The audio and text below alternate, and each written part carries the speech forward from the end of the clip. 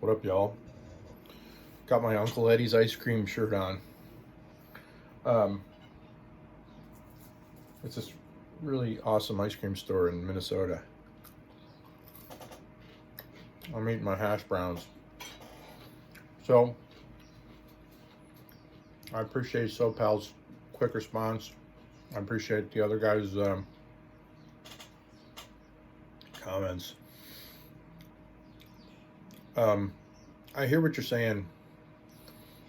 I especially appreciate the point you made about Israel not being able to exist without assistance from the West, which I don't know how true that is. I mean, there's definitely some truth behind it because we do send them a lot of money and we do support them.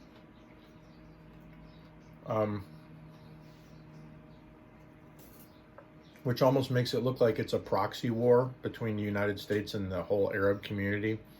Like we're using Israel to keep all the other Arab nations in check, keep them from trying to take over the entire world with Islam.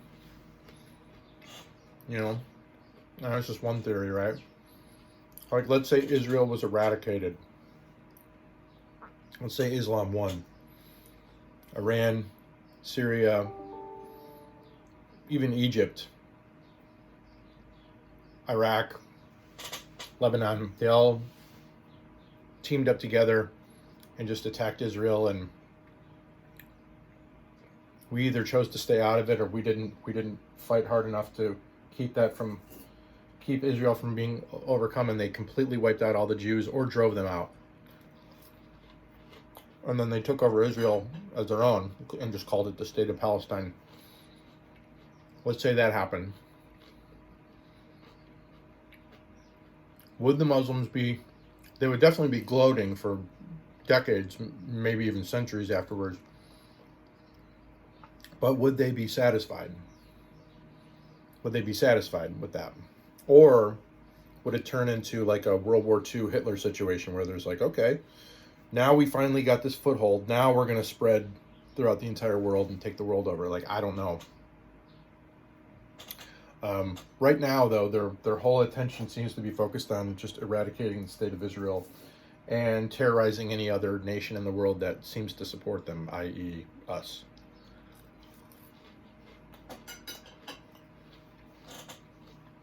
But right now, what you have is you have this perpetual cycle of retribution happening. Like the Crips and the Bloods. Drive-by shootings from the Crips, kill a bunch of Bloods, then the Bloods retaliate, do a drive-by shooting to them, and it just goes on and on and on and on and on. And you say to yourself, what's going to end this? Nobody's going to get together and sing Kumbaya, come to Jesus. At least I don't think they will. A two-state solution needs to work if both countries want that. If only one country wants it, it's not going to work because the country that doesn't want it isn't going to accept the terms. And obviously, if both countries don't want it, then it's obviously not going to work. And then let's say they want a two-state solution, coming up with where the borders are, where you draw the line with the borders for the two states. There'd be a ton of dispute there. And then it just goes back to what I said with the way we took care of the Native Americans.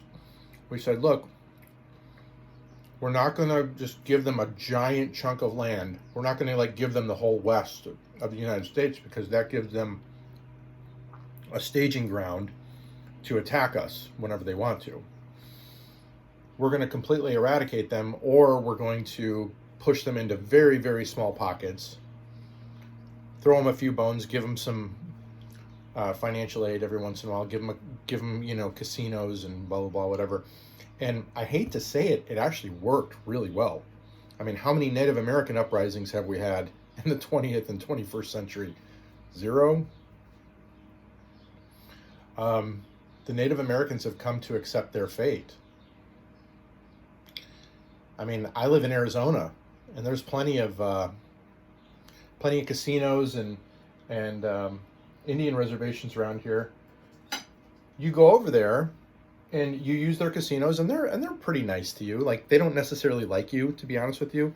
They're not huge fans of the Wasishu, aka the white man, but they tolerate us because we come in there and we spend a ton of money in their casino. But if you decide to take a drive around the reservation, if you go 1 mile an hour over the speed limit, they will pull you over and write you a ticket, man, because that's their land. Like, get the hell out of here. They got no respect for the white man. But that's okay. That's much better than them blowing up buildings and attacking us and stabbing our children and, you know, doing whatever else the Palestinians are doing to the Jews right now. And you got to look back in the history and think, like, what did we do to achieve that? You know, we basically eradicated them. We pounded them so hard into submission that they just accepted their position. And again, the rest of the world didn't really kick and scream about it.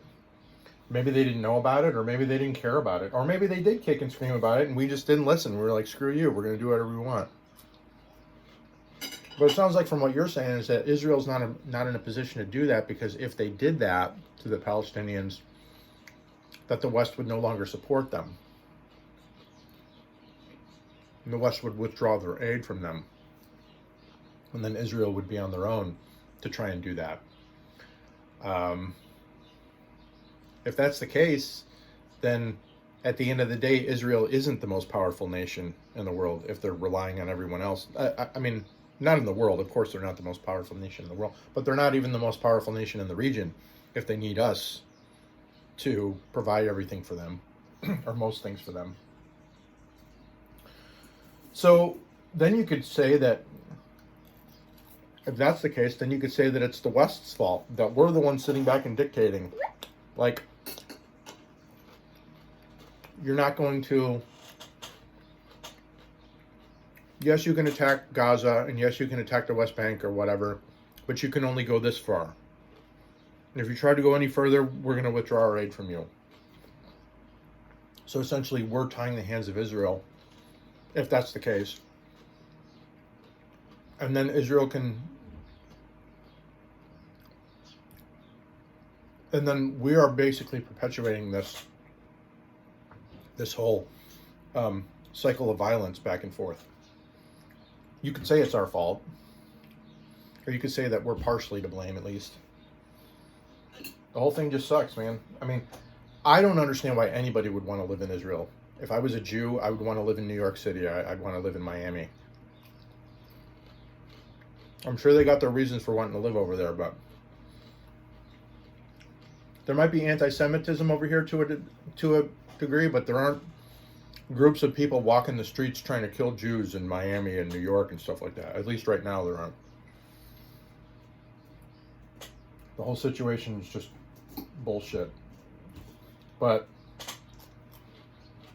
what I'm saying is, there's no end in sight. With the current way that we're handling this, there's no end in sight. Because both sides are 100% dedicated to sort of eradicating the other. You know? And so eventually I'm thinking that something along those lines is going to happen. Either the Jews are going to get eradicated, or the Arabs are going to get, like the Palestinians are going to get eradicated somehow, whether America wants them to or not. It's just like, I'm just looking at the whole thing and I'm thinking, like, shit or get off the pot, you know? Either do it or don't do it, because you can't negotiate with terrorists. And the whole reason why terrorists are terrorists is because they feel like they can't negotiate with you. They feel like the only way to get their way is to just blow shit up and kill innocent people and pluck babies' eyeballs out and cut off heads of innocent civilians. So they clearly don't want to negotiate with us or Israel. So negotiations and compromises aren't part of the plan. And the only way that they can be part of the plan is if you convince both sides to do that. And I don't think you're going to do that, because both sides are just so filled with hate for the other side. So that's why I don't think the situation is going to get resolved. It's going to continue throughout, at least throughout our lifetimes. It's just sad. I mean, if I was a Jew in Israel, I'd want to get the hell out.